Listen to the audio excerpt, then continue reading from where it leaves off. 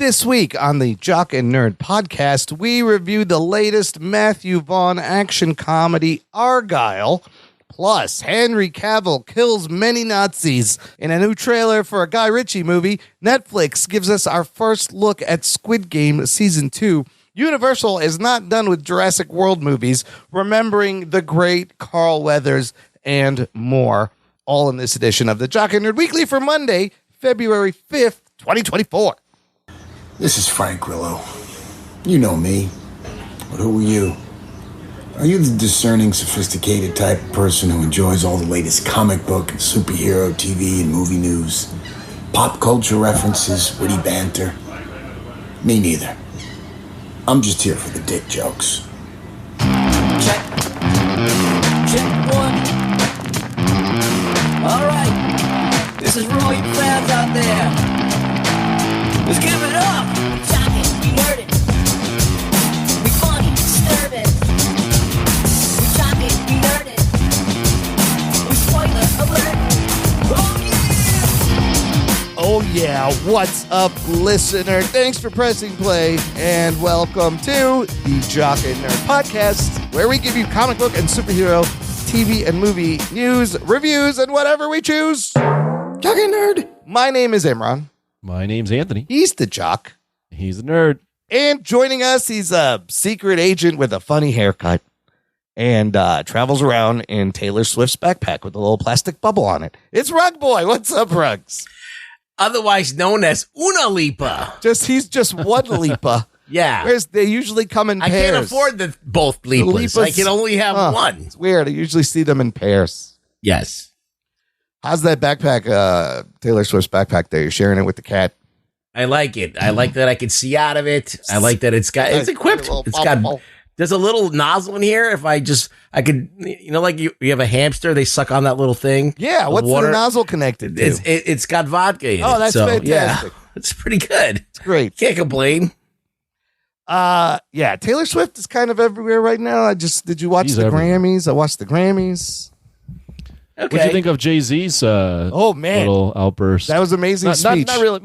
I wouldn't call it an outburst. Just protesting. I don't think Beyonce even made a dent on the radar. Like I've been listening to Spotify and all. Beyonce hasn't really come up that often. Wasn't he saying that she should have at least won this year, but sometime? Like career? All these nominations, never won Record of the Year. Possibly, or whatever. I would say like in the past, yeah, but I think it's not the time to bring it up like later. He was throwing shade at everybody though. The whole award. Yeah, what did he say? That some people don't deserve to even be in there? Yes, some people. Yeah, he was like, some people don't deserve to be here. I think that's a little bit.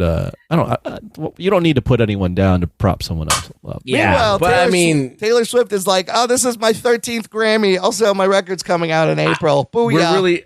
She's really mediocre. I mean, she's not terrible. All right, she's not terrible. She's good, but I mean. Just really overinflated, I think. It's just really crazy. First person to win, I think, Record of the Year 4 times. She broke a record.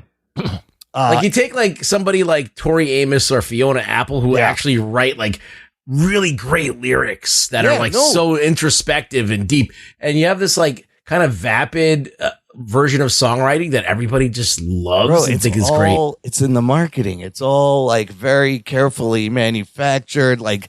It was brilliant of her to accept her award and then give her fans what they wanted was when's the next album coming out. And doesn't she put out like 7 albums a year? The next award, I was half expecting her to go, thanks for another Grammy. And before my new album, I'm dropping another album. It comes out right now. I'm going to perform at the Superbowl. You can always count on an album with her. Everyone counts on the album after she breaks up with someone.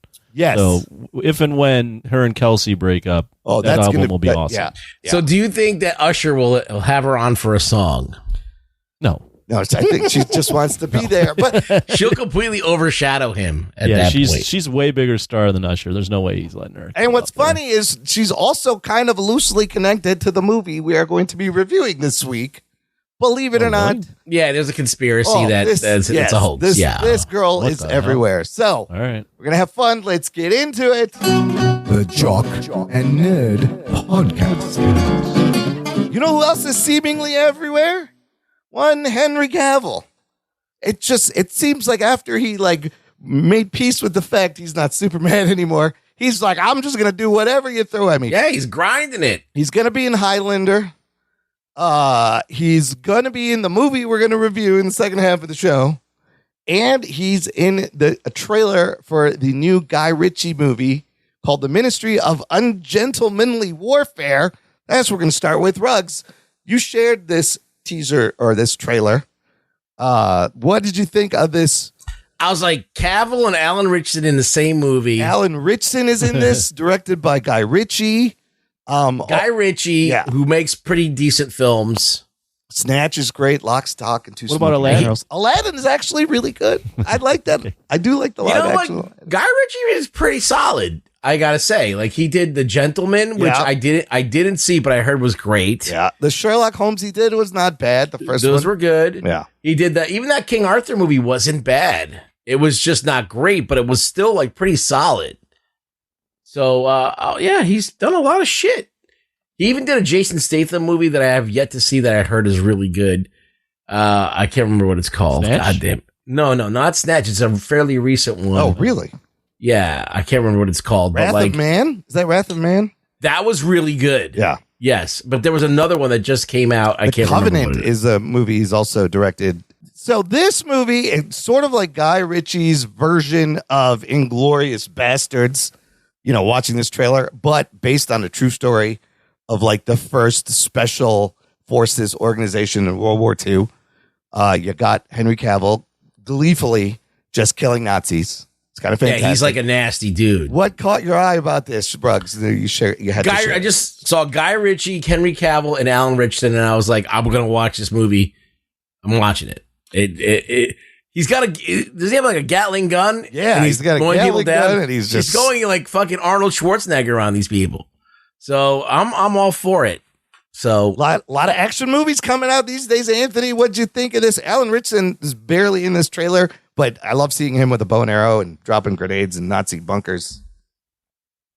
Yeah, I mean, everything you guys said as far as the cast and who's in it and the action all looks good. I'm going to have a little bit of a hot take, though. Uh-oh. I think I'm over movies about killing Nazis. There's a lot of those. Yes, there's so many of these. A lot of those. I feel like we're done with this. Well, we just watched Indiana Jones, Dial of Destiny, Nazis. All the indie movies, Inglourious Bastards, every war movie, every what's we call it? That fucking Danish movie that came out last year. Sisu. Yeah. Sisu. I mean, just every movie is about killing Nazis. So it's become too lazy for you, too easy a target? I think it's lazy. I think I think Nazis are known. Everyone hates Nazis. I think it's lazy. Listen, I'm okay with it because in the 90s, who were the bad guys? Fucking Muslim terrorists. And that rubbed me the wrong way a little bit. Every Arab was a fucking terrorist, one note bad guy. Let's go back to the Nazis. I got no problem with it. Because they should. Captain America. Yes. Nazis. Yeah. Everything's Nazis. It's a good, it's comforting. It's a good it is kind of it's a layup, though. It's really is. Like, it's just an easy thing. Everyone's, you just. Like, how can you argue with it, you know? You can't argue with it, but the thing is like, come on, we could do better. I think, listen, alien Nazis? Maybe that's like the beekeeper had a great bad guy. It was like a Hunter Biden. You know what? The beekeeper had a fantastic and the fucking telemarketer and the fucking hacker. That's one that felt good. Yeah, yes. Telemarketers, it's fresh, trust fund babies. Yeah. That was fun. Very relatable. I like that. It's either that watch the movie. That's immediately what I thought. I was like, oh man, another Nazi killing movie. It's a good point, though. So many Nazi. It's like, and you know the Nazis are gonna lose. Like that's the thing. You always know the Nazis are gonna lose. You don't really have to do a lot to make when you throw Nazis in there. Yeah, you don't really have to do a ton of character development because you're just like, oh, they're one note, they're evil. You can't really ever sympathize with a Nazi. That's why Hans Landa, human traffickers or something. Yeah, you know. Do some Liam Hans Landa in Inglourious Bastards at least was somewhat fun because he was so charming as a Nazi. Christoph Waltz, amazing performance. And you're like, I want to hear this guy threaten more people. I'd like to see him talk to people very slowly. Just like in a line. Drink milk. Yeah, waiting for the bus or something. Be great. This is coming out. Listen, this is going to be the feel-good Nazi killing movie of the year. I'm predicting it now. There may be another one. But Alan Ritchson, my boy Alan Ritchson being in this got me excited. He's a big guy. Yeah, he's a big dude. That's what you need to kill Nazis. Listener, let us know what you think. You can join this conversation. Join our Facebook group. It's called Jock and Nerd Nation. Jock and Nerd. It's a closed, exclusive group. You can geek out in there, meet other listeners of the show, meet Rug Boy. You can come to Facebook. You can interact. Be part of the nation, folks. With Rug Boy. Let's move on to some more video. Wait, I got a question. Yes. This has nothing to do with anything. Okay. They're remaking Roadhouse. Correct. Yes. And they're remaking one of my personal favorites, Highlander. Correct. Yes. Which one do you think is going to be better? Oh, that's a good question. Highlanders, Chad Stahelski, Henry Cavill. Yeah, that's a good one. Roadhouse, Doug Liman, Jake Gyllenhaal. We have okay, I'll give you what I think is going to be We've already better. seen a little bit of Roadhouse, so it's kind of like a cheat, but I'll give you my opinion, and this is purely because of how I feel about both movies. Highlander is going to be better. I hated Highlander. Yes, it's only up from there. It's only up from that thing one. with Highlander. I think Highlander will be the bigger improvement on the concept. Yeah. Mm-hmm. That's a layup. Yeah. No, I think the same. I think Highlander will be a bigger surprise because already we're like, oh, you're fucking with Roadhouse and Dalton. Come on. Roadhouse is like, you can't even touch that shit. You can't even remake that movie. But the concept And of they tried. Yeah. Meanwhile, the concept of Highlander is brilliant. Execution, not so great, but that's what you kind of love. So there's nowhere but up. If you could make that with a nice budget and production, like how can that be a letdown? This is very interesting to me, and I'm very excited to find the answer. And it'll be interesting to see if like Roadhouse actually is a better movie just because they tell better character. Well, I don't know. We don't know. We got to see the execution, see that first trailer. Oh, it's a good time to be a film watcher. Man. Yeah. Also, what year is it? Because like Justin Timberlake has an album out. J-Lo's got a new album. I think Britney Spears got a new. What the fuck year is it? What is going on? People haven't gone away. It's crazy. Anyways, back to this. Netflix put out this little sizzle reel. All the stuff coming out on their platform this year, 2024. So I put it in. I wanted to ask you guys, did anything stick out? We got some new shots of some things that we were expecting. It's all very short stuff, of course. But, they are winning the streaming wars. And we'll get into that a little bit with right now, worldwide, 260 million plus subscribers. Oh, shit. They are number one. It's wild. And they made a big deal. But you guys, did you watch this? What things stuck out that look intriguing based on what they showed us? The two things that I want to see is Cobra Kai. Yes. So they can close out that shit out. Season 5. Yeah. And Squid Game season 2. Yes. They ended with everything else doesn't really matter to me. Umbrella Academy, I'm over. Beverly Hills Cop 4, I have a That's going to be fun. It's going to be fun. Rebel Moon Part 2, I have no interest in. Oh my God. There's still clips of that. And I'm curious. Did you see, what about that Pop-Tart movie with Jerry Seinfeld? Looks amazing. I don't know why. Unfrosted. Unfrosted. I love shit like that. Like the Flaming Hot movie. And then there's Tetris and I have no patience for that. Oh, I love never all these. Never catch you watching this that. whole genre of like product movies and how they came to be. The Beanie Bubble. I fucking love these. These are great. And Seinfeld, bro, he's gonna do something good. Yeah. Anthony, are you excited for Squid Game season 2? What they showed us? He's got pink hair. He's yelling at the guy. He's gonna get him. Do you know the first season came out in 2021? Fucking 3 years ago. I had no idea. Yeah. 2021. Wow. Yeah. No, I hadn't thought about when it came out. I agree with everything Rugg said. Those were Squid Game, fucking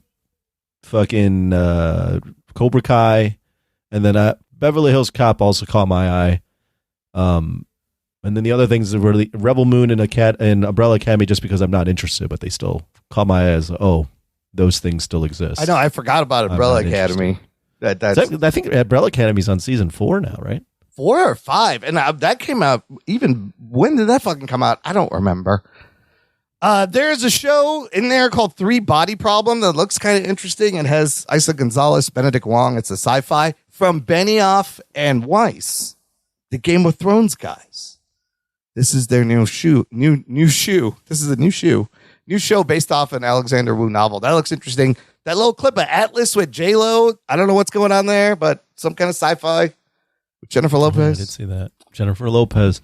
A lot of the Netflix stuff, even though they're winning, sometimes there's stuff they release. I'm just like, who wants this? Who's watching this? Yeah, they said they're going to scale back, but they're still putting out a lot of things. What they not putting out, no Stranger Things season 5. Interesting. They're fucking huge show. I thought that was, they're not ready. Stranger Things. Oh. You want to know? I'm going to make an announcement right now. Yeah. Uh-oh. So isn't Netflix starting to show ads on shit now? Everything is starting to show ads on shit, yes. I think that we shouldn't stand for this. This is bullshit. Oh boy, Amazon's doing it now. I think that everyone should just cancel their subscriptions for at least 1 month just to stick it to these guys. Oh my God. They can't, because we went into a contract with them. We want no ads. And then they just fucking change the deal. Well, I think you can't you pay more to get no ads? Yeah, but that's not what the deal is. The deal is I paid you that much. They're fucking with everything now. Well, the dirty little secret that they found out was that's how TV made all its money. Yes. It was through the ads. It's going back There's no money to be made without the ads. Yeah. It's going back to what works. They should just offer a cheap thing with ads and then leave everybody else's paying alone. And it's even worse than like TV because you can't like DVR it and fast forward through the ads now, right? Yeah, but if we all collectively, like, let's say, like, if we could get like 3 million people to just stop their subscriptions, it would fucking cripple them. So you want to organize a worldwide global boycott of streaming services? I don't like when corporations just fucking anally drill you into oblivion. That is some amazing revolutionary shit, bro. I will be down. Like, and we're the ones with the power. We can just be like, fuck you, and not watch for a month, knowing fully well you can get caught up whenever you want. One world. One cause. It's better than We Are the World. Like, we totally have the power to do this. So all the different services, all these different services are fucking with things too, right? They're like, oh, well, you could pay $3 more if you don't want ads. Otherwise, here you go. No, they need to be taught a lesson. Like, everybody needs to be taught a lesson. And some are like, oh, now you're paying less, but now there's ads. So if you want to go back, now you're going to, it's a fucking bullshit. But that's how they're figuring out how streaming works. Like Anthony said. But like, they're wasting money. All right. Netflix is wasting all of our fucking time. They're making shit that nobody wants. All right. Well, speaking of Netflix wasting money, I wanted to bring this up last week. This kind of, it's a wrestling story, but it's also a streaming Netflix story. A huge deal. I don't watch wrestling, but I understand how fucking huge it is. There's a huge audience. For that. Huge built-in audience. Monday Night Raw is a TV show that has been on linear television for, I think, like 20 years. It's got huge ratings, always pulls in the ratings. Netflix has struck a deal with WWE starting in January 2025. Monday Night Raw is going to be exclusively live on Netflix. This deal, Netflix is paying WWE $500 million a year. It is a 10-year deal. That is a $5 billion commitment from Netflix, who is leading in subscriber ratings, who has never really dived into live television. It's kind of fucking huge. The current 5-year deal for the rights to Raw with NBC Universal, they're saying worth approximately $250 million per year. This doubles that. Now, comment on that. How big of a subscriber boom is Netflix going to get? Because all those fuckers who are watching Raw for free, that's a lot of people. Yeah, they're going to, I think they'll probably. Wasn't Peacock trying to get Raw? Peacock has like WWE platform. Like there was an app that had all the things. Peacock has that, and then any like the big, what they used to call pay-per-views. Oh, right. So like your WrestleMania, Royal Rumble, all that stuff goes to Peacock. But I'm not exactly sure how it'll work with Netflix. I don't know if Peacock still gets that stuff. It'll be interesting how that plays out. But yeah, this is big for.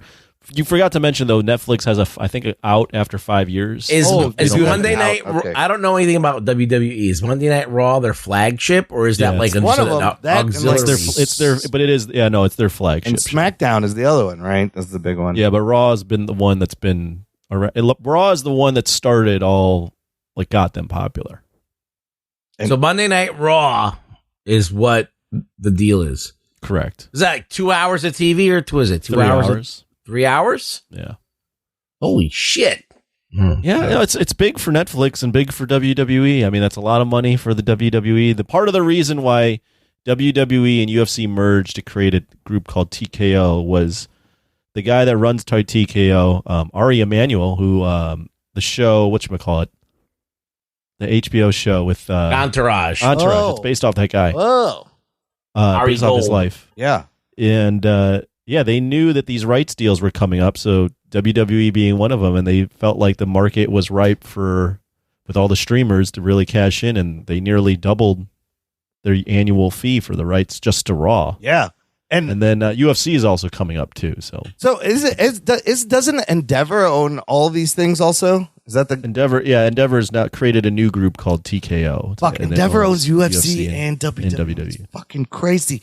But like something that has been on TV kind of for free for like 2 decades is now behind a paywall. Do you guys think ever like something like the Super Bowl would ever go? Yeah, potentially one day. Because they had that major game that was only available on the Cock. They had at the first time ever they had an NFL playoff game only exclusively streamed on the Cock. So Peacock said after that game they picked up almost 3 million subscribers just from that one fucking game, which is huge. They're at like 31 million subscribers. Amazon pays a shit ton just for one game a week. They paid $11 billion for 11 seasons. Wow. So $1 billion a year just for one game on their streamer. And it gets a ton. The ratings have gone up for them too. Jesus, football is single-handedly like keeping live TV a thing. Still, it's kind of the only reason. Well, live sports are the biggest thing, but then live sports are always going to be or always do really well for the most part. But then football is the king of live sports. So Netflix got money like that too. So if they're shelling out $500 million and then making all these things, there's rumors that the NBA might get on Netflix. This is why they need ads. They're spending too much money. Spending a lot. That's why they put ads. They're hoping that people, live sports are the thing. Yeah, and then advertisers love selling ads or buying ads for live sports. It'll be interesting to see if they change how they shoot Raw now that it's on Netflix. Will they change certain things? I don't know. Vince McMahon also going through a really ugly trial. I don't know he's not even involved anymore. He's not involved in this. He's kicked out. The shit that they said that he was doing is so wrong. But he's not involved, so they kicked him out. Yeah, I mean it's a giant fucking deal Netflix made. I was like, that's fucking crazy. A lot of money. It's a lot of money. Wish I had it. You know what else is crazy? Apparently, Universal is not done with Jurassic movies at all. Did you hear this? Last week, they announced they are making a new movie that's going to be launching new Jurassic era. And it was going to be written by David Kiep, the guy who wrote the original movies.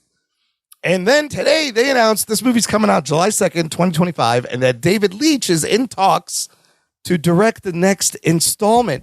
This new era apparently will not feature any of the old characters. Not the Laura Derns, not the fucking Chris Pratts, Bryce Dallas Howards. None of those people. They're going to start. I don't know what they're going to do. They're going to start from scratch. You guys, people love dinosaur movies. These movies, even if they suck, they make $1 billion. Are you excited for more Jurassic World? What can they do now if you're starting over? I feel like they did it all. Like another thing is that there's all these competing nature quote unquote nature documentaries that are really good too. Yeah, and they're just like on par, and they give you all the dinosaurs. You don't have to wade through stupid character development to like see the dinosaurs do their thing. You know? That's true. It's all dinosaurs. So I don't know. Yeah, I don't think it's necessary anymore. But just because that never means anything. Like they make sure that no one wants all the time. But I think there's an audience for this somewhere. Yeah, there's unfortunately there's definitely still an audience because the latest one, Dominion, which I think we all agreed was terrible, worst. Made $1 billion. Made like $1 billion. Yeah. Well, because okay, if you strip it down, it's like partially sci-fi, partially horror. So you got that crosses that demographic. Kids love dinosaurs, so you got that one. So it's a 4-quadrant film. Like it hits everybody. Dinosaur movies will never go out of style. Like dinosaur movies are awesome. I love dinosaurs. Everyone loves dinosaurs. Yeah. I used to be more cynical about this, but then the prophet known as Rug Boy aka Roberto Bambino, said anything can be good. Yes. And I'm taking the mindset that with enough care, anything can be good. So maybe they come up with some shit. I don't know. David Leitch is decently talented. He's decently talented. He's doing the Fall Guys, done Deadpool 2. Imagine his action kind of style. You get a good script, some new characters, kind of continue but restart the whole thing. It all depends on what their goal is. If their goal is some corporate bullshit, probably where they're like trying, it's gonna suck. But like if they let them do something that maybe a little bit risky, it'd be nice. Yeah, they're not done. They're not done printing money with the dinosaurs over there. Like, how are you not gonna make another one? Even the shitty ones make $1 billion. Look, it's still an effective IP, so they're not going to just let it go by the wayside. They're like fast tracking this. Like they want this movie out next year because there's nothing else. What other IP is out there that's crazy. really strong right now? And you got the guy David Koepp who wrote the first one and the sequel, and he did work on Dominion. But he wrote the first one with Steven Spielberg. So that's good. I mean, if I'm being honest, I think this franchise is like so beat to shit. And I don't know that I'd be excited for it, even if you need new stars. Even if it was like Martin Scorsese was doing the next Jurassic Park. But who knows? I mean, if James Cameron was doing it, then I'd be all. Oh yeah, maybe. Yeah, then that'd probably help. But I mean, this is definitely corporate bullshit because. There's no reason. There's no story. Yeah. There's no story anyone's asking for. They're just looking at it and go, this shitty one made $1 billion. Wait, at the end of the last one, weren't like the dinosaurs everywhere still? They were like out in the open? Yeah. I mean, they had like the cartoon Camp Cretaceous where they somehow had like created another park and then that park went awry. Of course, another park. And of course it went awry. So it's like, and they just keep recycling the same story. That's not fun. But I do think that they had something kind of interesting going on where they were like splicing dinosaurs. Yeah. And they were creating them for different things. That would be interesting. That could be a road that you could go. That's not the park thing. Too many grasshoppers in that last one for my taste. Fucking movie was about grasshoppers. It wasn't even about the fucking dinosaurs. What are you doing? It ends with the humans and dinosaurs coexist. Yeah, right? They were all those shots of like they're on all the cities now and there. So maybe it's this world where like it's no big deal that there's just a triceratops walking down the street. So, I don't know. We'll see. They're not done. Finally, last thing in the news. They should make them like remember the Carnosaur movies? Oh my God, like Carnosaur. Remember those movies? Yeah, no, I remember the dinosaur sitcom with the people in suits. Carnosaur, that's like a sci-fi movie, wasn't it? Those were like sci-fi horror movies. I remember watching those like Sharknado on the black box when you couldn't when that was illegal. They would just kill people and eat them. What was that? It was just story? horrible deaths it was of just, animals. It was just dinosaurs eating of humans. But it was like Alien with dinosaurs. But that's all you want to see is you just want to see dinosaurs eating people. Like that's entertaining. Just write a story around that. I'm in. That's all you need. You'd have like arms ripped off and yeah. Shit. Why not? It's great for kids. Or make it the one with let's make the sequel to the one with the fucking what's the guy's Wild Things, the lady, I can't think of the name. Oh, Neve Campbell? No, not Neve Campbell, the other one. Denise Richards. Denise Richards. Let's make a sequel to the one she was in. Oh, you're talking about she was a scientist Tammy and the T-Rex? Yes. Tammy and the T-Rex. That was her. Yeah, whether she like molested the T-Rex? Yes. Maybe that's what this next... That's the one. Maybe that's... She rubs her boobs up against the T-Rex. That's the one. That would make $1 billion right away. Maybe that's what David Koepp or David Leitch is doing. He's going to reboot Tammy. That's a great movie. You should definitely watch. Everyone should watch. It's so good. Yeah. Last thing in the news. It's some sad news, but we have to pay our respects to a legend, action star legend, and just all around great dude. Carl Weathers passed away. Yeah, it's sad. He was a 76. 76, and apparently just like peacefully died in his sleep, which is like that's the best way, really, I guess. It kind of seemed to come out of nowhere because like I don't think he was sick. I don't know. Play the clip. Oh yeah, we have Carl Weathers. I was going to say he's part of our show. Come on, baby, do the magic hand thing. He's known for many things. Grief Karga. He's great in Happy Gilmore. He's Action Jackson. Action Jackson, and possibly the greatest cinematic boxer in all of film history. Apollo Creed. Apollo Creed has. There's a whole new franchise based off of the character that he created. Yeah. What did he mean to you growing up, Ruggs? Well, I just remember one of my most memorable theater experiences is going to the theater to see Rocky 3. Yeah. And that's the one where Apollo comes and like gets Rocky to start training, and he trains Rocky, and they're wearing the half shirts and they're doing the footwork together, and then they're running on the beach, and then they hug each other. It's the most iconic fucking training montage. And then they get into these very strange, apparatus at the end of the movie that look like giant cod pieces, and they fight each other in the ring, and it's very homoerotic. And I was like, I fucking love Apollo. He fucking saved Rocky. He restored Rocky's eye of the tiger. The painting? His will to fight. And I mean, that from then on, I was a fan of Apollo Creed. Anthony, the man gave us the what all training montages are now based on. Most iconic training montage, the most iconic macho handshake in film history in Predator. Yeah, iconic. What did he mean to you? I'm not going to be super melodramatic and say like he meant the world to me or some shit, but for someone that I don't know that was on TV, I think this one hit a little bit more than a normal death would. I think I was a huge Rocky fan growing up, and he has a big part in the Rocky series.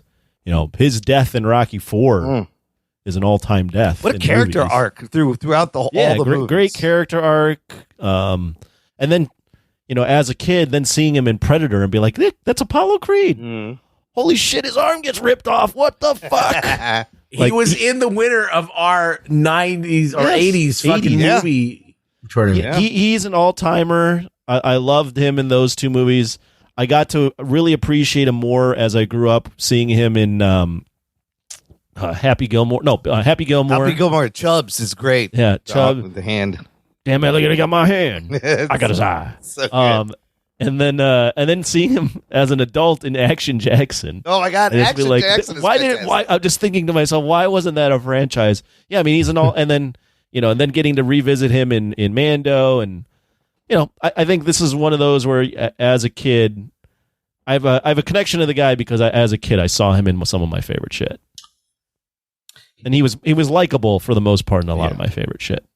In the world of Hollywood stardom, to be able to play multiple characters that are memorable, like he has Action Jackson, he has Grief Karga, he has Apollo Creed, he has the guy from Chubbs from Happy Gilmore. Yeah. So he got like 4 good ones in his lifetime, and that's like more than a lot of people do. So you got to hand it to the guy. And apparently from all the stuff I've read, just like a really great dude, like a great human being. And he protected the arts, and everybody loved him. It's so sad. He was a football player, I believe. Yeah, he played for the Raiders. Did you know that, Anthony? Originally, he was a football player. Yeah, I think I was aware that he played football. Briefly played for the Raiders. He was. I mean, it's interesting to me that he wasn't even bigger than he already was, because he had it all. He had the charisma, he had the physique, he had the look. Yeah. I mean, he had some pretty good shit, but he was up there. the ass. Yeah. Like more charisma than Seagal. Fuck. Yeah, he should have been more charisma than Jean-Claude. Action Jackson, some kind of franchise. He could have. He just couldn't do the splits, which was, he did a lot of television also. And we will still see him. There is a Super Bowl commercial for FanDuel with Rob Gronkowski that's out. That's going to be played. They're adjusting the ad a little bit. He really cooled off after the 80s, though. Yeah, but then Mando kind of like brings him back, right? Like, and suddenly Carl Weathers. And he had a swan song. Yeah, and you're like, fuck, Grief Karga is great. And every time it goes, Mando. There's a whole supercut video of him just saying Mando. It's fantastic. It just always makes you feel good when he's on the screen. So yeah. Hey man, all I can tell you is at the end of the day, the iconic American flag undies, those were Apollo. Oh yeah. The boxers. The flying and those boxers. will live on in my dreams and in my heart, as in my inner child for the rest of my life. Apollo Creed will live on. Thank you so much, Carl Weathers, for everything you've done. Yes. Yeah. And +1 to that. Yeah. That's as the kids right. would say. I don't know if the kids say that. Do they say I that? agree. Is that what? I don't know. Yes. True dat. They don't say that. Kids definitely don't say true dad. No. And then wait, one last thing. Speaking of the Super Bowl, it's this weekend. Expect Deadpool 3 trailer and some other things. Did you see the logo? Yes. Feige was wearing this hat. Did you see this, Ruggs? it was like half Wolverine, half Deadpool. Yes, on his hat. It's actually really cool. And I was looking at it. I was like, I would fucking wear that in a second. That's a fucking great hat. Half Deadpool, half Wolverine. I like it. I think, next week we'll have trailer reaction. Finally getting a trailer for the only MCU movie coming out. Are you, we've probably discussed this before, Imran, but are you the type to watch the Super Bowl and really enjoy watching the commercials? I do enjoy the commercials, but this year, I feel like they've put them all out already. Like it was on Good Morning America. They're all on the internet. I don't know if there's going to be any. Yeah. I don't know if there's going to be any surprises. Should we do Super Bowl predictions right now? You want to? I'm drunk enough to do it. Let's hear what you two got to say about the Super Bowl. I want to hear Ruggs' drunk Super Bowl prediction. I think that Kansas City's going to win. Oh shit. Okay. I think they're going to win. There's going to be multiple touchdowns. I feel like maybe in the upper 20s. High score. Score. Okay. And I think Travis Kelce's going to score a touchdown. And then he's going to propose to Taylor on the field. Yes. All of those things. Yes. If he wins, does he propose? What do you got, Anthony? What's the real prediction? If that's not going to happen. But if he did propose on the field, I mean, the world would explode. It would. It would be the end of everything. Taylor What's Swift. your prediction for the score? How high do you think it's going to go? Do you think it's going to be a blowout? What do you think? No, I don't think it'll be a blowout. The 49ers are the better all-around team, but the Chiefs have the championship pedigree and they have the better quarterback. They got more experience. They have more experience. Both teams are experienced, but Chiefs have been to the Super Bowl like 2 years ago, right? They won it last San year. Francisco kicker shaky a little bit?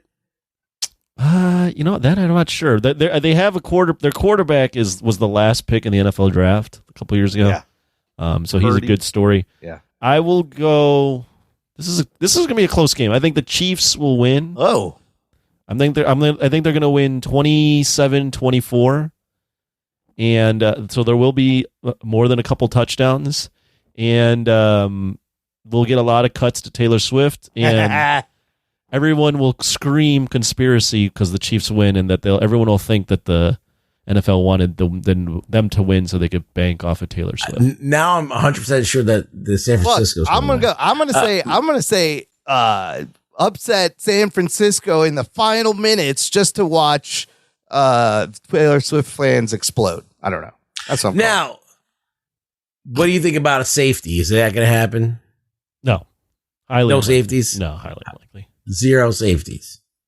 All right. There you have it. Look, there you have it. Make your bets, people. Put your bets out. You can go to FanDuel. Get on FanDuel right now. FanDuel with those top quality predictions. Win you some money. Of people who have no idea what they're talking about. Yeah, it's a brand. Yeah, whatever. It should be interesting. Again, Deadpool 3 trailer. That's all I'm looking for. Let's take a break here. I'm going to play some promos and come back and talk about a spy movie by Matthew Vaughn with Henry Cavill in it just for a little bit. Right after this. After these messages, we'll be right back. What's up? This is Brian, and I'm the host of Citizens of Pawnee, a Parks and Recreation podcast. That's right, a podcast dedicated to my favorite TV show, Parks and Rec. Every week I discuss my favorite things about the show, which include character breakdowns, episode rewatches, and other random facts and tidbits about the show. You can find me on Instagram at Citizens of Pawnee Podcast and listen wherever you get your podcast now. You will literally love it. Hey there, everyone. Brian here, host of TV Trivia Pod. It's a trivia-style podcast focusing on TV and movies. Listen in for questions like, what's the name of Michael Scott's screenplay?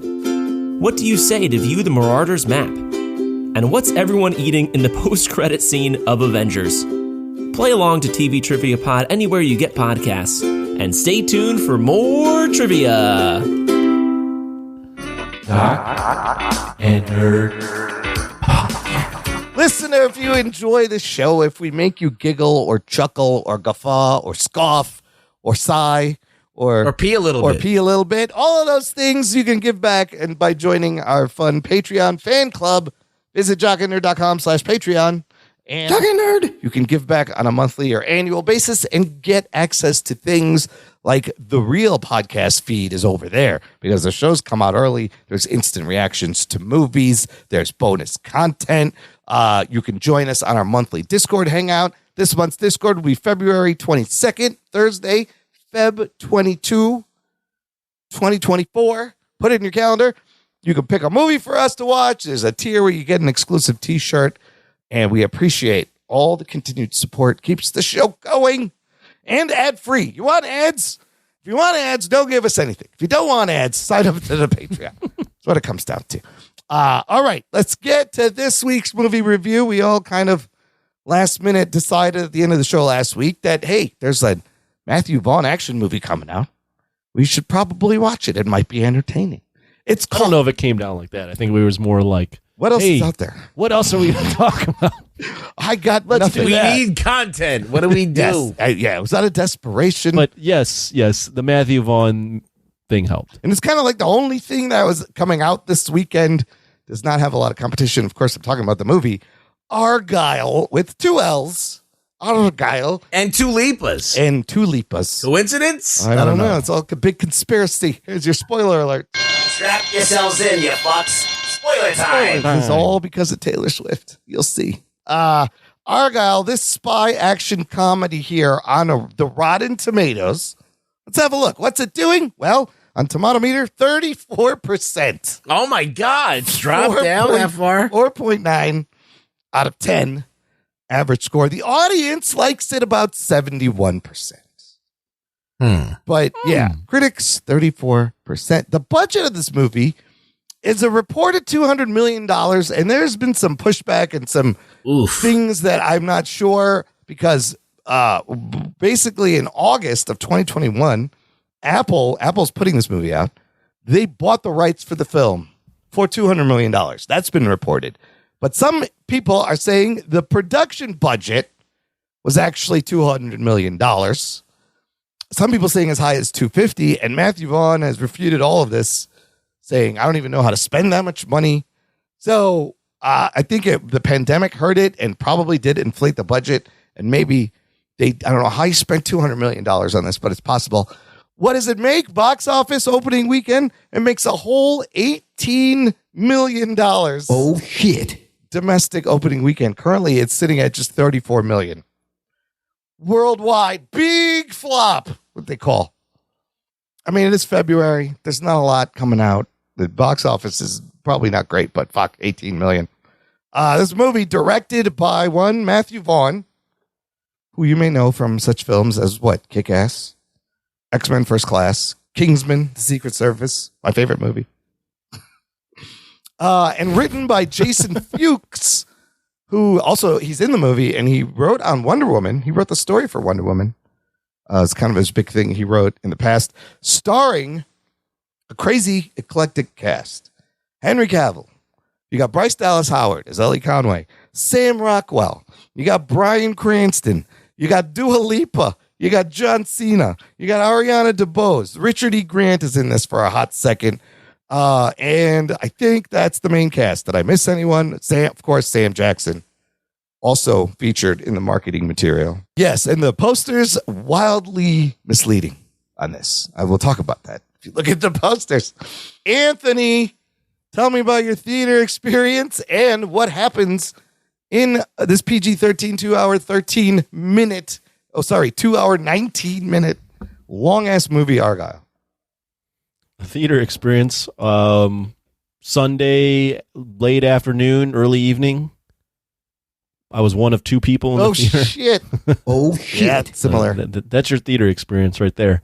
Wow. As far as the movie, this movie is about a writer named Ellie Conway, played by Bryce Dallas Howard, who is writing fictional novel is about a super spy called Argylle, played by Henry Cavill, and about his adventures and all this type of espionage shit. And it's a best-selling series of books. But in writing her books, she has attracted the attention of some nefarious people, including one played by Bryan Cranston, who are looking to get her because she is writing things that are very close to what is really happening in that world. And Sam Rockwell is there to protect her.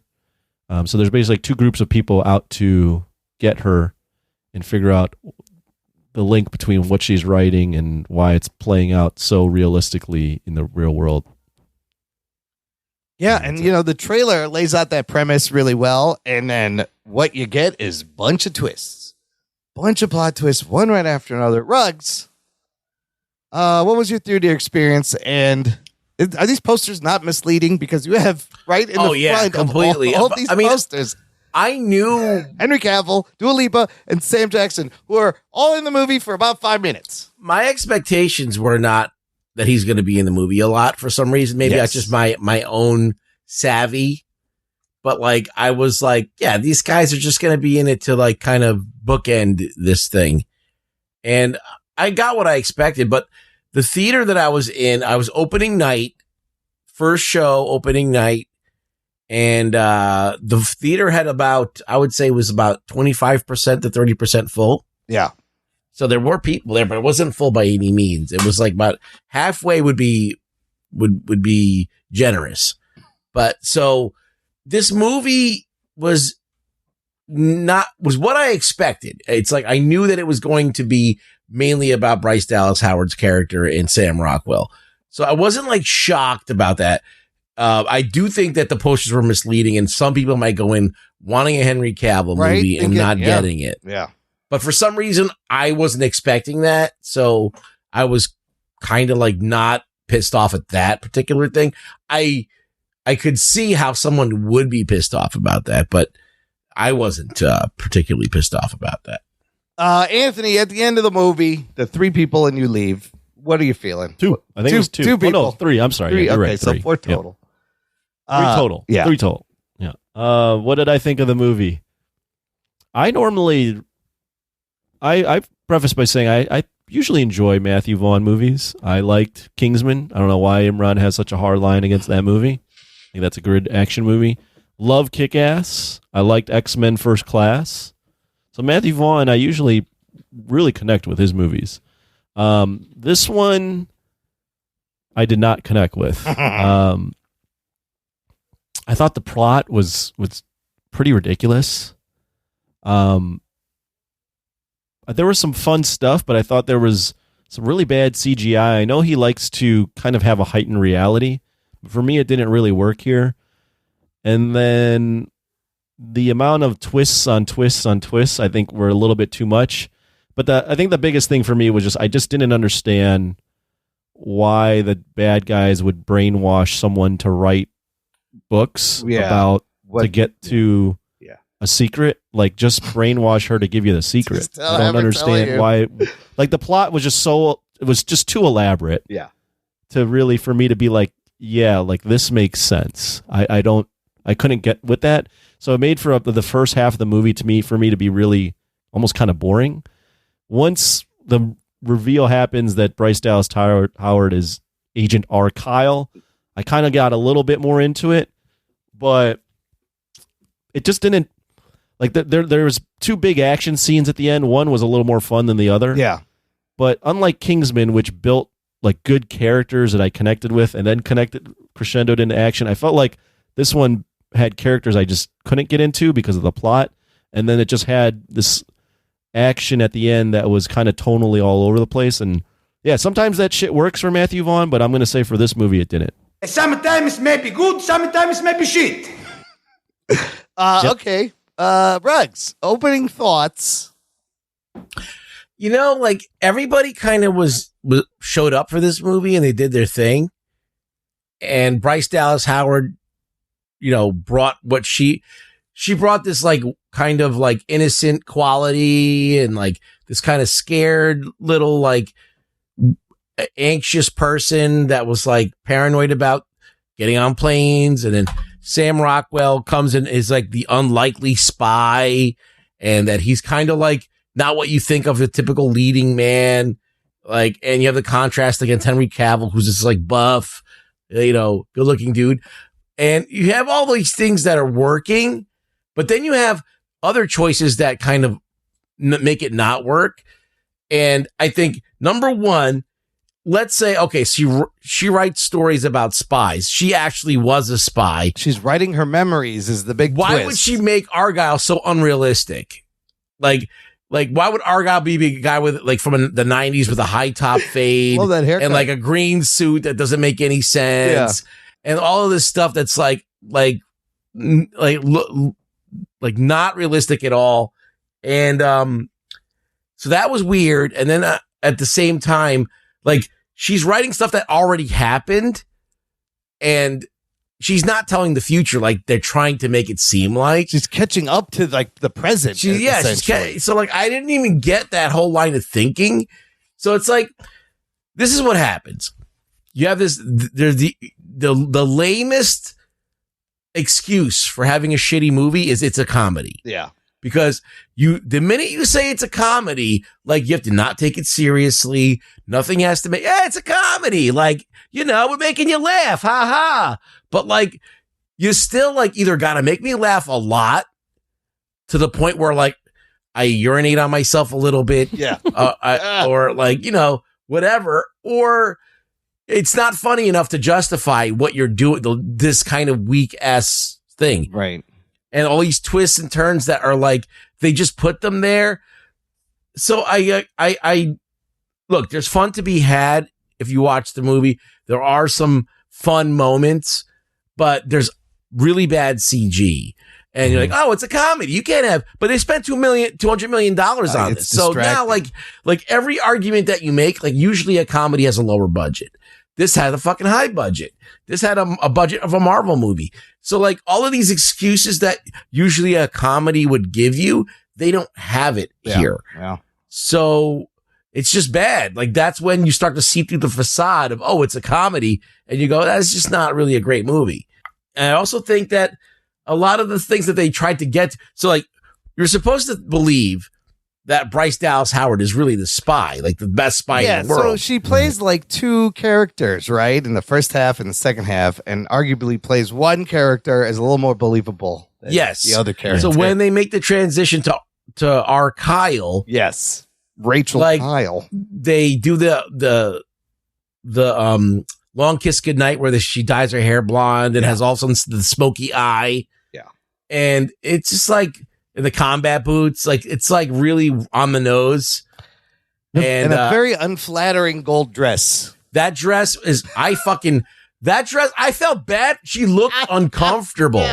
She didn't look like she's carrying that. She looked like she was like sucking in the whole time and trying to walk a certain way. It's supposed to match the dress Dua Lipa's wearing at the beginning, right? But that's two different body types. No. And you know what? Like, she's not at her best in this movie. Like, she looks great now. Yeah. Like, if you saw her now and when they made this movie, she's changed a lot. But the point is like, it just, even if the person's not at their best, which is fine, the wardrobe should accommodate that person. So when I'm watching you in this dress, I shouldn't feel uncomfortable for you. Yeah. Like, so there's just a wardrobe thing that it just didn't work at a certain point. It was not work. It was obviously they CGI'd her face on a stunt double, and when the ice in the ice rink thing or the oil rink thing that they did. Oh yeah, we'll get to that. That's ridiculous. So it's like they kind of were like, they were really like maxing out like CG, bad choices all around. It starts off good because you have all these things at play, but then when they make that twist, it doesn't quite work. And it just seems like they tried to, any of the weaknesses, they tried to just use that it's a comedy as the excuse to do a lot of these like lame things, like bad CGI, bad cat CGI. You don't need this cat. But there's a cat. The cat was a dumb character to be involved. But Henry Cavill gets to do the windmill move on Dua Lipa. That was all right in the beginning. Up on his shoulder. I was like, wow, that's quite a thing. Look, for me, at the end of this, like this was going to be a test about Matthew Vaughn as a director. And I really was like, do I even like Matthew Vaughn? I don't know. We'll find out. And this is not a good movie. It's ridiculous. It's uneven. But halfway through this movie, I was like, oh, I see the shit they're doing. This is ridiculous. I'm going to turn my brain off. And I ended up enjoying it. It is way too long. It's 20 minutes too long. This thing, absolutely. This thing could have been on a streamer also. This, it's like a great throwaway, just turn your brain off fucking comedy. His style sometimes annoys me how cartoony and exaggerated it gets, but in the scenes where they're, kind of doing the book in her head, it made sense that it would look like that. So if this was a $50 million direct-to-stream movie, then we would have a different conversation. Yeah, and the whole thing with Henry Cavill is like he's a figment of her imagination. It keeps flickering between Sam Rockwell's character and Henry Cavill. It's kind of weird. I will say Sam Rockwell steals the movie. He made me laugh the hardest. He's great in this. But because it's Matthew Vaughn, of course, you're going to get fucking CGI smoke and people doing a choreographed dance during a gunfight and then fucking ice skating on oil. But it's I don't know. It's like not good. Like there was too many twists. Some of the twists I didn't see coming. Some were predictable. But it just goes on. And there's like no stakes really with the master file. It's a little bit confusing. Yeah, I don't even know what the master file, what it does. I'm not sure what it was. I go back to, I just don't understand why the villains would brainwash the girl, brainwash Argylle in the hopes that she would write about the master file. Book. Like what? And the timeline of 5 years she wrote all those books. Right. So you're gonna like what's the game? Like what's the long game here? Why do you need this to happen over 5 years? Don't you need this information? They're just waiting for her to catch up. And the thing is like we've seen this before. So we've seen, amnesia storylines with Jason Bourne and Captain Marvel, and list goes on. So it's nothing new. The twist on it being the book was somewhat interesting, but then when the reveal happens that there was the villains doing it, it just makes it so much more incomprehensible why they would even do that to get this information. It's very convoluted and unnecessary, and it seems to me similar to other directors that sometimes get a little unhinged. I think in this movie, Matthew Vaughn just went way too wild. It is the most Matthew Vaughn-y movie, and I feel like, because a lot of his movies are rated R, and this one's PG-13, I feel like at some points he was a little bit reined in, and maybe it worked better. He didn't go crazy over the top, but then in some parts, like the cat parts and the fucking colored smoke, they let him go over the top. So I can't tell if this rating helped or hurt him. I think that was over the top, but that's more in line with what he does anyways. But yeah. I thought he went more over top with how deep he was going into the spy thing with just a twist on top of a twist on top of another twist. And it's just, for some people that might have been riveting. For me, it just felt lazy. It felt like, okay, now we're just doing twists to do them. Because I think there was probably 4 instances of twists. What about Bryan Cranston and Macaulay Culkin's mom? Yeah, Catherine O'Hara is great. Yeah. So let's go over the twist real quick. The first twist, and it kind of got me, is she's talking to her mom, and then they're waiting for her dad, and her dad is the fucking bad guy. And I was like, what? I was like, get the fuck out of here. I said that out loud. I was like, get the fuck out of here. What is this? That didn't work either. And then you see the mom get shot, and you're not really sure if these are her real parents. But then the twist. Well, no, before that, the twist was a tease twist where it was Rockwell telling someone on the phone that he needs to put a bullet in her head. Right. And then she freaks out and runs.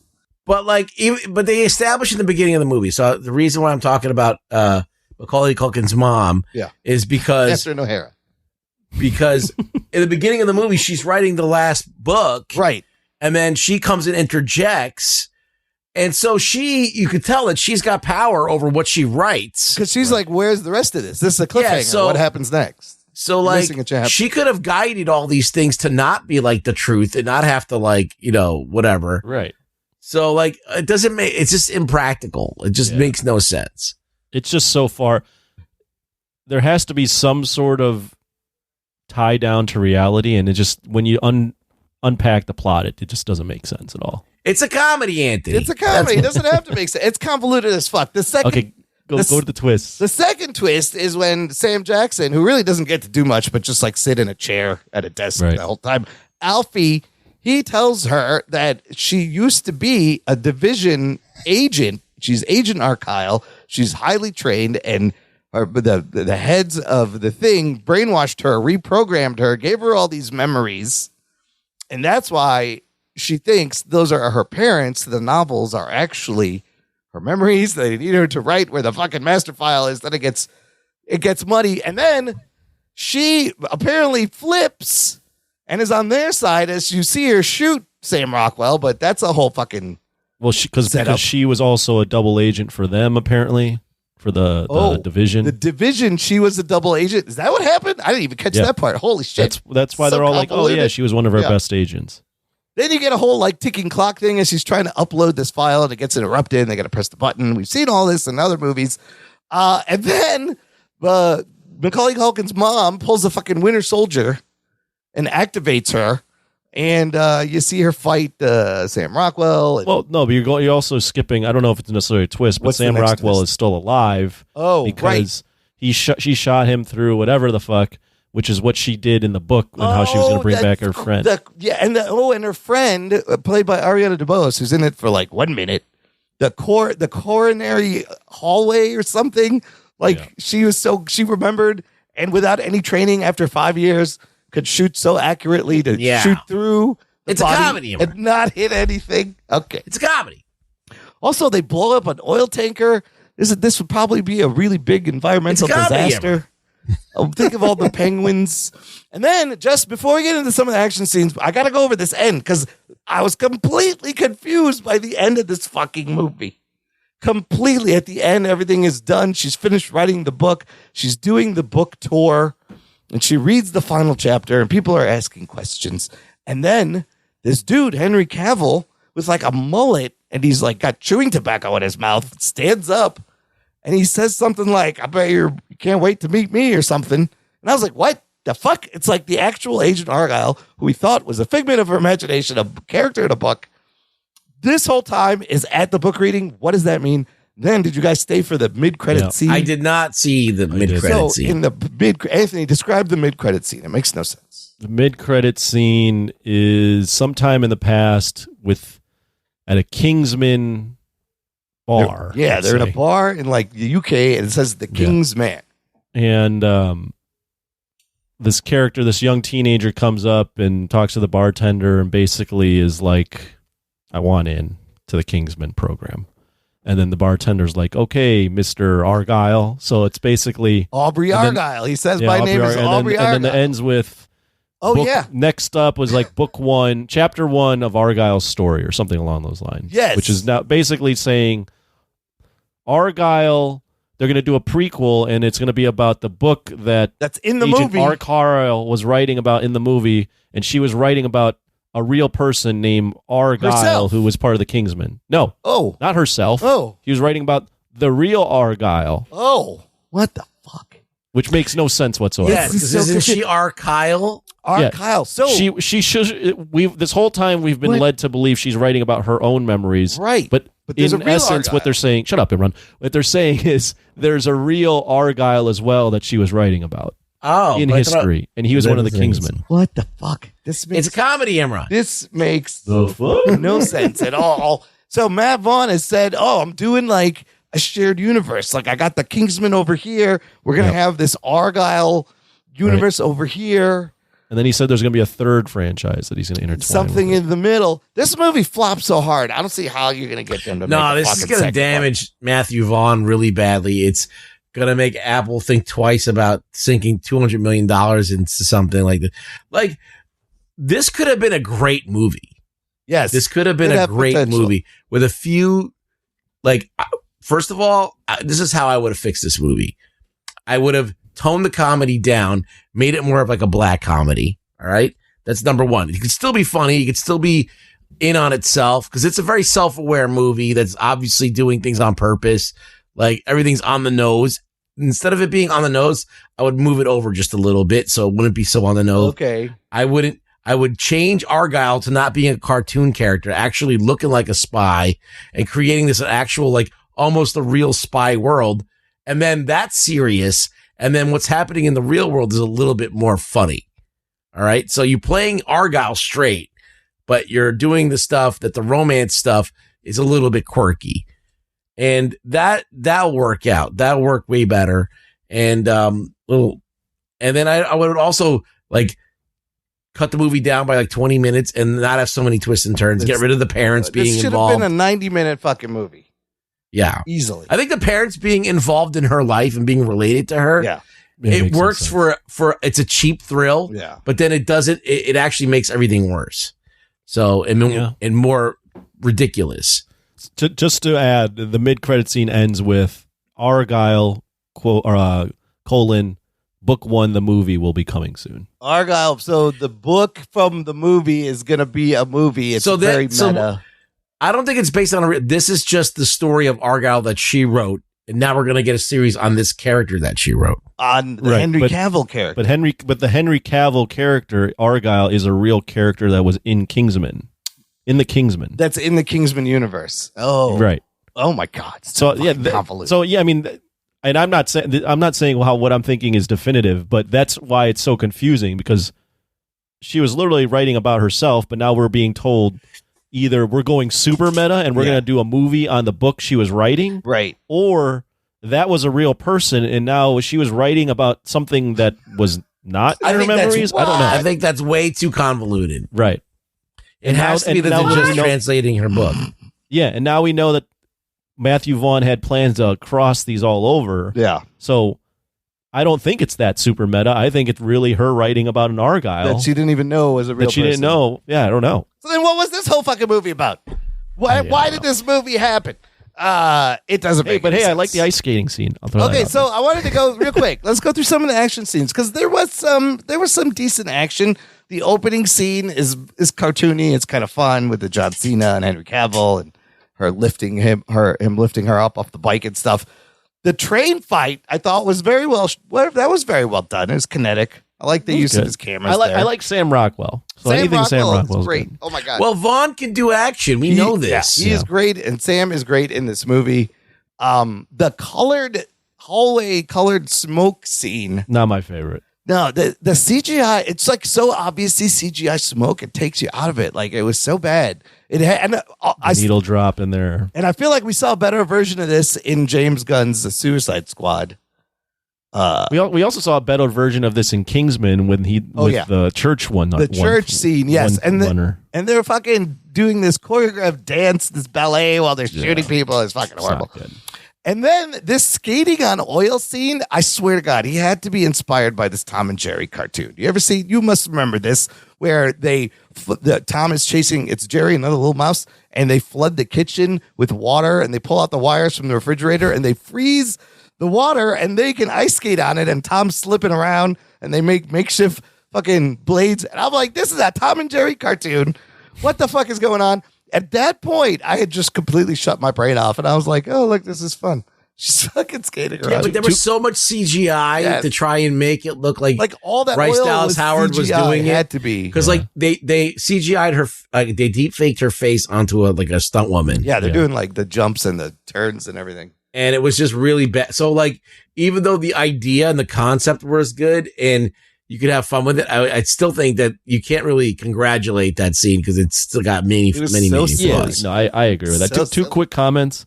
I agree with everything you guys are saying. I think not only the CGI being bad there, but there's just a lot of random scenes where they're outside and it looks CGI. Oh, the green really screen strange. is horrible. Yes. Yeah, and then the second thing I had to add, because Imran mentioned it, this was one of the first movies ever, and granted, there were only 3 people in the theater, so I would never do this in another movie.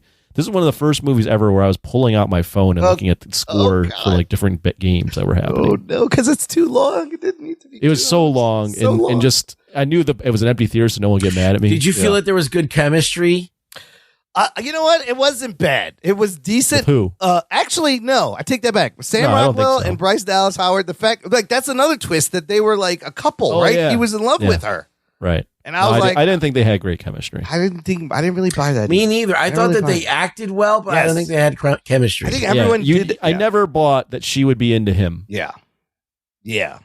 She I also played. never bought that she was a spy. No, that part I can't. You cannot those buy two that things. at all. Those two things are crucial for the movie to work. Beginning, the writer version of this character, she's perfect. I absolutely buy that she's Ellie Conway. Right. I could not buy the fucking second half of her. She unfortunately, Bryce Dallas Howard is always going to be the girl that ran away from T-Rex in heels. Like, yes, and she did that She does well. not play spy. No. Speaking of spy, Especially, yeah. Okay, you guys already hinted. Especially in the shape she is in for this movie. Well, I mean, like, it's not even that. Just the way that they outfitted her made it worse. Yeah, the costuming they didn't could do have her helped. any favors. The writer fit, I was like, oh, she looks really nice. Yeah. The dress fit as a spy, very bad. How are you going to find a dress that fits both Dua Lipa and Bryce Dallas Howard and looks good on both of them? That's Don't even try doing it. Make impossible. They try to make it like. Why is she that supposed to be deal with Dua Lipa anyway? Isn't she another spy She's entirely? supposed to be Argylle, and but Sam Aiden is Argylle. It doesn't make sense. Yeah, it doesn't and then even she's make seeing sense. visions of Argylle, Doc talking to her. The whole time he's like her little guy, And then that's supposed to be her talking to herself. I guess. But then again, the ending upends that because now there's a real Argylle that we're making a movie about that was a young guy in the Kingsman. Like, what? It's too meta for its own good. I don't know. Yeah, this similar to like Snyder and some other people. This is just the guy, just a little bit unhinged. So I was gonna say Matt Vaughn reminds me a little bit of James Gunn, a little bit of Guy Ritchie, Indulgent. a little bit of Zack Snyder. Self-indulgent. He got indulgent. I think James Gunn handles the comedy and the over the topness better. There's something about Matt Vaughn's style. Also, this story isn't very original. I had to watch Lost City after this with Sandra Bullock, Channing Tatum, Brad Pitt. I recommended it. The beginning of the movie is exactly the same fucking movie, right down to the words on the screen, and she's having writer's block, and they're making the movie in her head. It's the same fucking movie. It's also and it came out like 2 years. Yes, it just came out, and it's better. It's not bad. It's also like Romancing the Stone. There's a little bit of Jason Bourne. Cavill would have made a great James Bond. Imran, you don't like any Matthew Vaughn movies? Let me tell you the ones I like. Kick-Ass is fantastic, and I like X-Men First Class. And the first Kingsman is probably that one. the best Kingsman. The others I think are worse. So What about you, Ruggs? Yeah. I think those are his best. I like Kick-Ass 1, First Class, Kingsman. I don't know what else. What is the other movie? Stardust. Layer Cake and Stardust is actually really kind of cool. Stardust is that Neil Gaiman story, right? Yeah, it's like a story about fairies and shit. And then Layer Cake is his first movie, which I heard is good. Layer Cake is good. I've not seen it. Layer Cake is good. But I think this may be his weakest movie. It's just it's very indulgent. I agree. I think it's his very weakest movie. indulgent. I haven't seen The King's Man, but yeah, I think I heard that's just It's slightly meh. better than It's this. meh. Yeah. I mean, it should have been a streaming fucking movie. It would have been fine. Well, here's the thing, though. I'll give Matthew Vaughn this. I did not like this movie. Matthew Vaughn. You watch a Matthew Vaughn film and you're like, I don't watch a ton of films he looks different. He does stuff differently than other stylistic. people. He might steal some stuff, but he's got his own thing going on here. Yeah.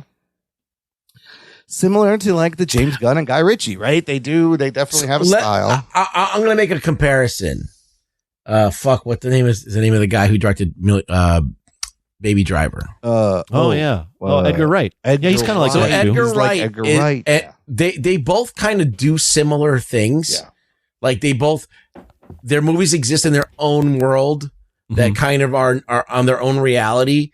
But Edgar Wright, first of all, he doesn't spend anywhere near as much as money. And he plays to the strengths of the actors, which is character. And it's obviously a comedy. And there's no he just knows what he's doing more.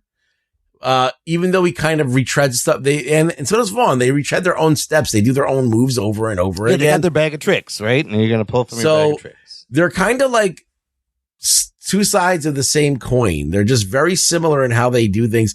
But I think Edgar Wright does it better because Baby Driver was like him kind of stepping into like a different world a little bit, and he really pulled that one off. I mean, I think out of all these directors, Edgar Wright, James Gunn, Guy Ritchie, Snyder, Matt Vaughn, like my least favorite is going to be your Matt Vaughn and your Zack Snyder. I mean, I think I even like Snyder a little bit better than the Matt Vaughn at this point. I don't know. Okay, here, real quick, let's get into the whole Taylor Swift of it all. This is what I think happened. And I remember hearing... What is this? I remember hearing this months ago. Basically, that the rumor was this movie was ghost written by Taylor Swift. Here's how that happened. What? Yes. This is what I remember hearing this like 2 months ago. And all these articles have been coming out. I think this is what happened from what I can Not deduce. a chance. It started with a marketing stunt. So this book is real. You can buy Argylle, written by Ellie Conway, on Amazon. I think the marketing team was trying to do this stunt. There's actually a Twitter profile and an Instagram profile for Ellie Conway, as if she's a real person and she wrote this book. People were trying to figure out who Ellie Conway really is. Taylor Swift fans saw a couple of things. The term Argylle, these puffy sweaters, both of which Taylor loves. The cat, this cat is a cat Taylor Swift has that was in her documentary. And just some of the style, and they just started saying, we think Taylor Swift ghost wrote this book, and that became a big thing, when in fact, it's this person, I think it's been revealed, the Tammy Cohen, British writer, is the actual writer of the actual meta book, Argylle, that you can buy, which this movie is about, but actually exists, or something. It's very strange. I think Swifties need to get boyfriends. That's the all. Swifties spending a lot of time with the stupid shit. Yes, this is absurd. The cat. So, but it did inspire Matthew Vaughn. The cat is a Scottish fold. Okay, Matthew Vaughn's kids, his daughters, saw the documentary, and he's married to Claudia Schiffer, by the way. The mom, Claudia, and the daughters went and got a Scottish fold, did not tell Matthew Vaughn. So he shows up one day. This cat's there. The cat in the movie, I believe, is his cat. When it's not live the CGI cat. What are you talking about? When it's not the CGI cat flying in the air, I believe it's based off his cat. And that cat is because of Taylor Swift. So it's kind of inspired by Taylor Swift, sort of. It's just fucking silly. Oh, my God.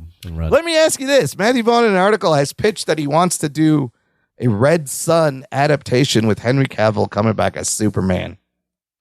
I don't know if I want Matthew Vaughn doing Red Son. That's a great story.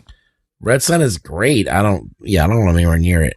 Be the only way you're going to get Cavill back as Superman. But in the meantime, Red Son's an awesome story. Yeah. I don't have the disdain for Matthew Vaughn that you do. It's not the right tone for the Red Son. No, it's not. But I mean, he does it like First Class, maybe. Yeah, I was gonna say First Class was pretty restrained. Yeah. He made that movie in what he likes to do. So he loves 60s, 70s British type stuff. So he set it there. Yeah, and it worked. Yeah, he had the Magneto and Professor X play these buddies in England. Yeah. That's his wheelhouse, and he was much more restrained in that movie.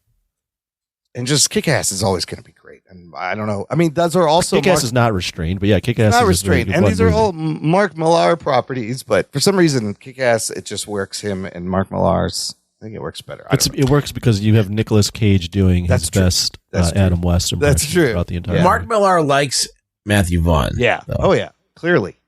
He lets him make movies of all his shit. Yeah. Well, the Argylle thing, is that Matthew Vaughn's idea? No, it's a book. It's a book. But then he wants to cross it over with Kingsman, which is Mark Millar. Yes. So it's interesting that because Yes. I don't know if Mark Millar is involved in Argylle. That's the thing is I don't know who owns the movie version So of he's the characters. creating this shared universe with something that That's not his idea. Essentially, yeah. Jason Fuchs wrote this, but I don't understand if this book was written for the movie or it was written before. It just came out. The book is like published in 2024. So it's very confusing. They're trying to be meta and cheeky. I don't know. It's a little convoluted. Yeah, and it failed. Yeah, so. and it did. Clearly, it didn't make the money it's going to make. So we'll see if your universe continues. Let's rate and give us a ranking. I don't know what you're going to rank it at. Just rate it, Anthony. Give me a number. Oh man. Yeah, I'm going to go 4 out of 10. Okay, that's about right. I'm going to say there's some fun to be had if you turn off your brain like Imran does very easily for some reason. Yeah. It's a 5. Yeah. It should have been way better for $200 million.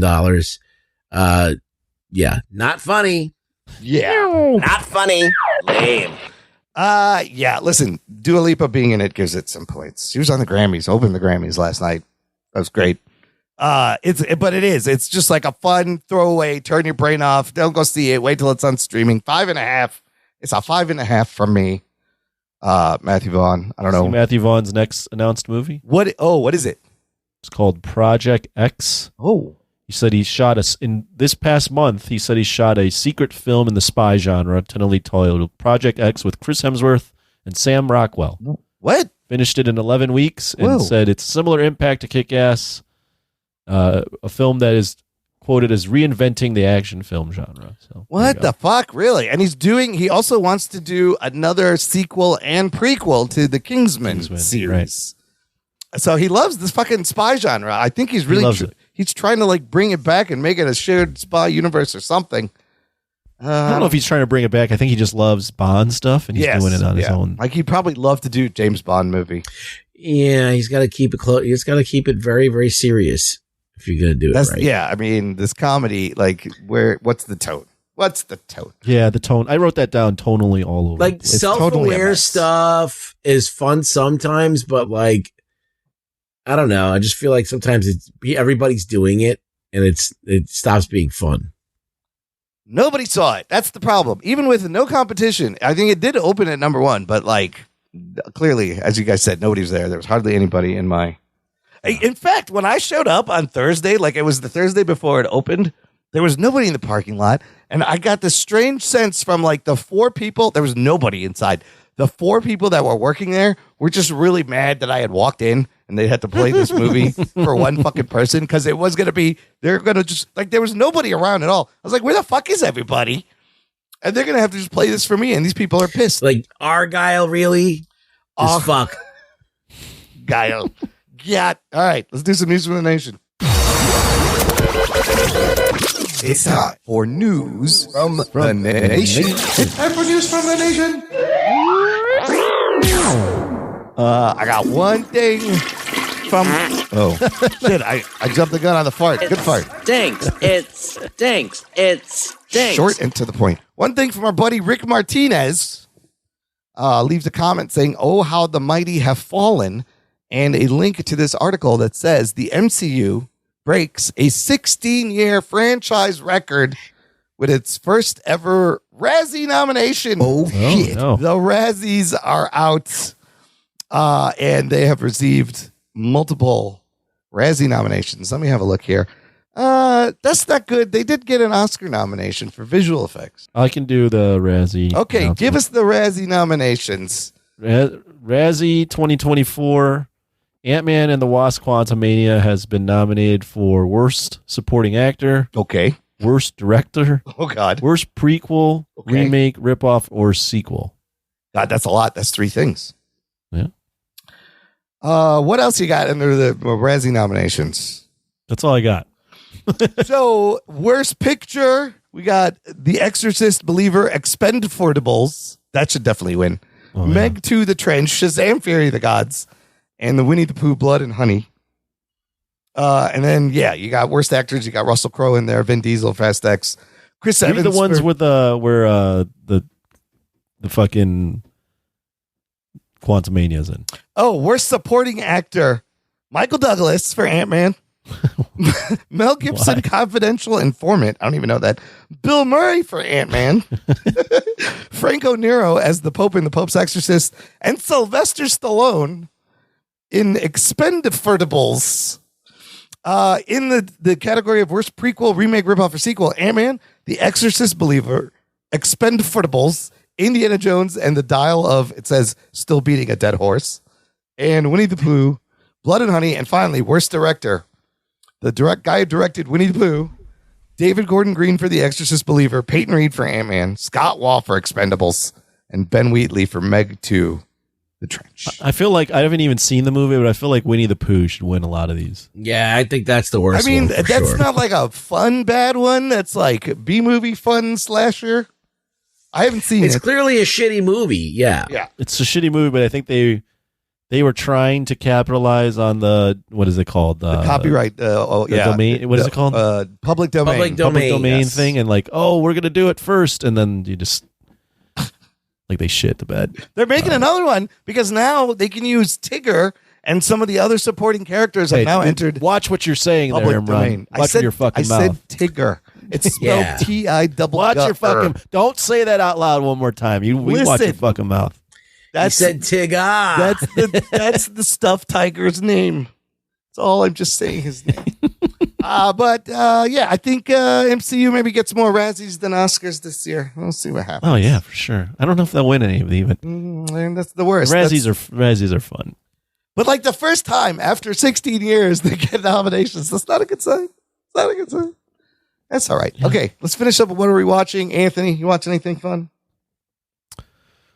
I've just been catching up on Showa era Big Action Bill recaps. I just did Godzilla versus Mechagodzilla from the 70s, so that's fun. Nice. But other than that, no. I mean, Super Bowl's coming up, so watching that. We made our predictions. Place your bets. We made our predictions. Yeah, place your butts. I mean, your bets. Get your squares. Then, okay. You guys can take the floor. Ruggs, what do you got? In honor of Anthony, I watched the Horror of the Deep, Abira. Horror of the Deep. Oh, what did you think of that? I didn't finish it yet, but I've been like an hour into it. I'm like, where the fuck is Godzilla in this movie? It doesn't show up for a while. Oh shit. Yeah. It's pretty interesting. It's got Mothra what do you think in that score is pretty out there. Yeah. I mean, the brother is a psychopath. Oh yeah. He's looking for his brother. He's like, he won't be stopped. No. He's just hijacking ships and all kinds of shit's going on. Yeah, they just get on that dude's. They just get on that dude's boat and start sailing. I don't think I've ever seen it in its entirety. I think I've only watched like the end, like 10 minutes. So it's like I've to watch the whole other half, and I'm watching it in Japanese without the dubbing. So it's a different experience, but I'm enjoying that. Nice. I also started watching The Terminal List. Oh, that is with Chris Pratt on the Amazon. Yeah, it's actually pretty good. Is it? I didn't watch it because I heard it wasn't good, but it's something I would normally watch. It's not great, but it's definitely good. I would say, I wonder if it's getting like season 2 of Jack Ryan. Good, yeah. I would say something like that. Okay. Yeah, not amazing. It kind of like stutters a little bit. But Patrick Schwarzenegger in this one also.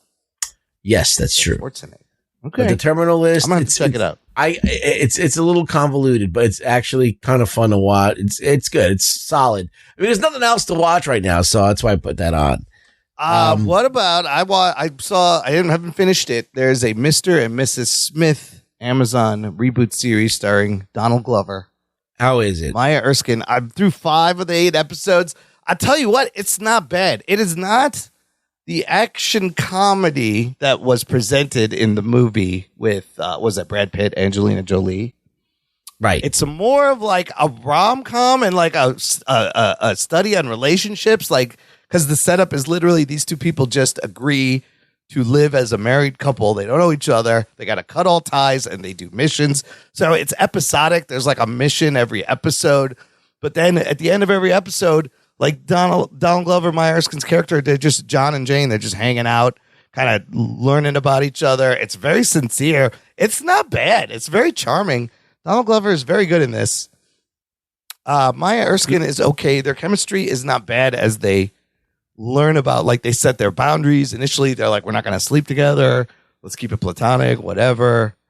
But interesting things happen throughout. I got a question for you after you're done talking about this movie. Yeah. Run. No, it's a TV show and also great. Whatever the fuck it is. Great cameos. You got John Turturro shows up.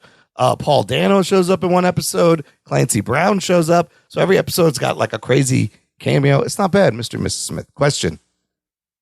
We gave you some homework after the Godzilla Oh, thing. You shit. haven't watched any of those fucking movies, and Ron, you said you're watching all this bullshit. What was I supposed to watch? I already forgot. What was it? It was Godzilla GMK. GMK. I think I've told you to watch Godzilla versus Destoroyah. Oh, yes, that one. I got to watch that one. You spoke highly of that one. He's on I fire. spoke highly of that one. Yes. I think we told you one more, but I lost. Okay, I I will watch those. I forgot about this. I'll go back and listen and remember. Might have been Final Wars. I'm not sure. Okay, yeah, I think it was. Yeah. Shit, I forgot about those. All right, I'm going to do that. But then you got to go back and watch some of the old show era stuff. Yeah. You got a lot of homework, Ron. God damn it. I forget about the Godzilla when I'm looking for something to. Anything else, Ruggs? There's one more thing I watched. Well, you watched Lost City. You mentioned that. Yes, it's very good. It's very good. Brad Pitt's in it a little bit, but he's great. And just a better relationship. I don't know. It's more grounded than this. Brad Pitt is the reason to watch the movie, even though he's only in it for a little bit. Yeah. He fucking is great. But that one reminded me of like Romancing the Stone, which is a great movie. Yes. For Russell and, back in the 80s. But like a nice modern, but it's literally the same fucking plot as Argylle in the beginning. Yes, of course. It was wild. And I got confused. The two movies started mushing together. I think Sandra Bullock pulled off her character better. Oh, absolutely. So absolutely. And the thing is, the chemistry was better with Channing Tatum and everything. So yeah, it is a better movie than yes, and it probably cost nothing. Yeah, because it wasn't. Yeah, it was more of a rom-com. Yeah, and then the last thing, there's a great documentary on Netflix about the making of the song "We Are the World." Right. Fucking, I love this song. I remember when it came out. I remember what it. You love this song, dude. I do love this song because I remember being in school and they gave us like the lyrics and everybody had to listen to the song. Like the whole world was listening at the same time when it came out. I'm going to say this: it's not that great of a song it's at all. It's not that great of a song, but it's not. Just the actual feat of them doing this Dude, is what is. This documentary is wild. How this song got put together. Literally, all starts with Quincy Jones, Lionel Richie, Michael Jackson, Stevie Wonder. And this guy, Bob Geldof, has an idea. And at that point, they're like, we could call anybody. They fucking get this stacked talent. Everyone agrees. And they don't have a song. They're 10 days from recording. There's no song. What they did was, Lionel Richie, this is wild. The American Music Awards were happening in 10 days. Lionel Richie was going to host. They arranged it so that everyone would record the night after the American Music Awards because they're all in town. So Lionel Richie, that day, not only does he host the American Movie Awards, he performs on the Music Awards. He wins several awards. Then after the whole thing goes, they all spend all night till like 7 a.m. They record this song in one night with this stacked fucking crazy room of talent in the same fucking room. It's wild to see it. And the way the documentary lays out how they wrote the song, Michael really wrote the song, and then how they recorded the chorus parts, and then they go through how they recorded each of the solos, and everybody has like a different story. Huey Lewis was totally nervous because Prince was supposed to show up. Sheila E.'s there. Prince doesn't fucking show up. Huey Lewis gets Prince's line, and he's right after Michael Jackson, and he's super nervous, and he has to stand next to Michael Jackson. And it's great. The little stories of each solo. Bob Dylan was completely lost. He didn't know how to sing his fucking solo. And Stevie Wonder gets on the piano, sings it as Bob Dylan. He's like, Bob, do this. And that's how you get Bob Dylan's vocal. Cyndi Lauper kills it on that, too. It's not a great song. It's very simple, right? Who's your favorite on that song? Oh, my God. Well, honestly, it's got to be Cyndi Lauper. She fucking kills it in her little bit. She does these ad-libs, these high-pitched. It always stuck out to me. Second question. Yeah. Who's your favorite top 3 artists that appeared on that song? I mean, it's Michael. Michael is number one. Michael is easily number one. You got to put Stevie up there. And I'll tell you what, I gained a lot of respect for fucking Lionel Richie. This man got all of this together. He was running around, putting out fires, helping people, always with a smile on his face. He kind of orchestrated, managed the whole thing. But I'm saying, do you like Lionel Richie outside of the song? He's all right. I mean, I loved his 80s stuff. It was kitschy. He was in the Commodores. He did some big songs. But I would go Michael Jackson, Stevie Wonder. Fuck. And then who? I don't even know who you go next. Willie Nelson. Harry Belafonte's there. Paul Simon. Ray Charles. Ray Charles. Tina Turner. Oh, it's got to be Ray. LaToya Jackson. That'd be my and pick. LaToya was there. Fucking Michael and LaToya. Do you never see them even talking to each other throughout this whole documentary? It's very strange.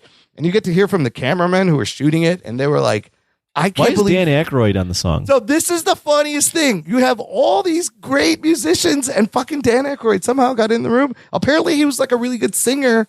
He was one of the early people they called. And you look back, and I'm like, why the fuck is Dan Aykroyd there? He's there singing in the back. Bruce Springsteen has a good solo. We should recreate this with what? Taylor Swift. Oh, who? I don't know who you would do Drake, now. It's this talent. Olivia Rodrigo. It's not the same. It's not the same as this fucking group. SZA. No one would care. There comes a time when you need a wop. Wait, ass. Here it is. It's just so different now. Look at the people you had. And they had country people and jazz and rock and everything. It was amazing. You could pull some talented artists. Fucking roster on this We Are the World song.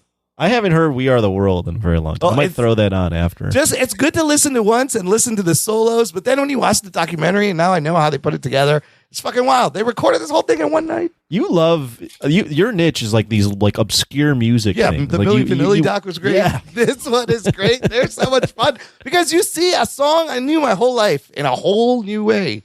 And I was like, wow, that's crazy that they fucking pulled this off. They didn't have a song. Well, didn't they do it because some British dudes did like that Christmas song? Yes, it started with that one. It had Wham. It's Do You Know It's Christmas. That was kind of, they had USA for Africa and all these, but this was specifically about African hunger, and they wanted to call attention to that. And apparently it was released like I kind of remember like the world stopped and everybody listened to the song like at the same time. Everybody knew the words. Yeah, whenever there's like a really dark time, a bunch of singers will rally together and create a shitty song. Well, remember this? They tried doing this with all the actors during COVID. Yeah, they tried singing. What was that Imagine. song? John Lennon's Imagine. That was fucking horrible. That was real bad. No, that one flopped really. You don't get people who can't sing to sing fucking a John Lennon Gal song. Gadot, yeah. Oh, get the you fuck out also of had here. like them singing this in their like ivory home. Yes. Imagine all the people. The giant foyer behind them and their glass walls. Is that your wine collection back there? What the fuck? Jesus. Like, oh my gosh. Look at how awful this is for you guys. Poor artist stuck at home. Poor actors. You live on a resort. Yeah. I don't think you'll have any problem being 6 feet away. I think it'd be fine. Yeah. You have a bodyguard Anyways. right there. It's fucking, I see that fence. I'd love to see another, not this song, but like another Something big like collab that, where they all come together for a cause. It's been a while, but like the talent, I don't know, it's not the same. You still got some of the dudes. There's still talent You there. can still get Billy Joel and fucking Springsteen. And Okay, we're not getting Billy Joel and Springsteen. Why not? on They were new in the one. first one. There's gonna be like there's gonna be some kind of I think there's gonna be another one of these soon. It's good. I think because the documentary's now brought it to the forefront. Right. Yeah. Some idiot's gonna get an idea. Right. They raised a lot of money. They raised a lot of money for hunger in Africa with this record. Yeah. I think It could be Lionel Richie. He's still around. He's still around. He still looks great. He was in a documentary. He looks fucking fantastic. Present day Lionel Richie, and that man. I'd be curious who, if being actually real, I'd be curious who they would curate to do this if they. Yeah, right? to I don't do it know. again. I don't know. You need like Kendrick Lamar. Well, no, he's a rapper. Yeah. Speaking of seeing He's a big things that are uplifting and crazy, have you ever heard of the channel called Griot? I've seen it. What is that? I don't know, but there was the Griot Awards, Okay. which was a specifically. Oh yeah. I think it was like a all black award show. Okay. And what's the name of that dude? Shit, I can't remember his name. But like he gave the speech at the end of it, and I was like very like, oh, he's talking about the struggle and Al this and that. Sharpton? And that. No, he's the guy.